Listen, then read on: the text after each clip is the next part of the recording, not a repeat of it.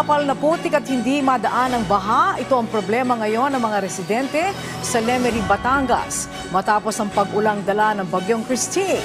Ang ilan sa kanila hirap pa sa pagbili ng pagkain. Si Noel Talakay sa Sentro ng Balita Live. Angelique, hanggang sa mga oras na ito, mayroon pa rin mga impassable road dito sa lalawigan ng Batangas. Kaya naman, yung mga LGU dito, Angelique, ay kanya-kanya ng pagsasagawa ng road clearing operation, katuwang ang DPWH katulad na lang sa bayan ng Lemery. Nagmistulang parking area ang kahabaan ng bypass road ng Barangay Malinis ng Lemery, Batangas dahil sa nakaharang na makapal na putik sa nasabing kalsada. Dala ng baha ng dahil sa malakas na pag-ulan kahapon, bunsod ng bagyong Christine. Isa ang driver ng tanker truck na si Mang Ray ang stranded. Mag-iisang araw na siyang hindi nakakaalis sa lugar. Lumipat ako dito sa baba.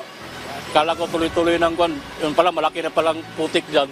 Kwento niya, doon na siya inabutan ng malakas na pag-ulan. Lagpas gulong daw ng kanyang minamanehong truck ang baha kagabi. Problema niya ngayon ang makakainan dahil halos walang bukas na tindahan sa lugar. Mahirap na, walang makain kahapon.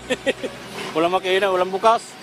Isa ito sa mga tutugunan ng Department of Social Welfare and Development o DSWD, mabigyan ng pagkain ng mga stranded dahil sa sama ng panahon. The DOST, FNRI, and the NNC to formulate yung pong contents ng ating ready-to-eat food. Of course, the objective there is to provide momentary relief doon sa mga disaster-affected populations within 24 hours of their displacement. Sa ngayon ay nabigyan na ang mga stranded ng mga port areas na apektado ng bagyong Christine bilang direktiba na rin ni Pangulong Ferdinand Marcos Jr.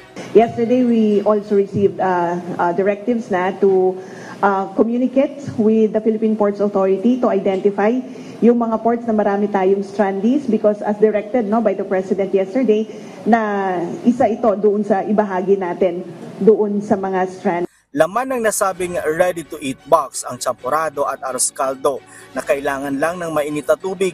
Mayroon ding biskwit at easy-to-open canned goods. Sinigurado ng DSWD na masustansya ang mga ito. The nutritional requirements of the vulnerable sector will be addressed. Ayon sa kagawaran, nagkakahalaga mula 600 hanggang 700 pesos ang bawat isang ready-to-eat food box. Tiniyak naman ng DSWD na sa susunod na taon magkakaroon na ng marami at sapat na stock ng nasabing ready-to-eat food box. Angelique, mayroon ding mga bayan dito sa Batangas na wala pa rin kuryente. At dito nga sa kinakatayuan ko ngayon at nandito ako ngayon sa bayan ng Agoncillo. Angelique, yung kanilang municipal hall ngayon ay ginawa ng charging station.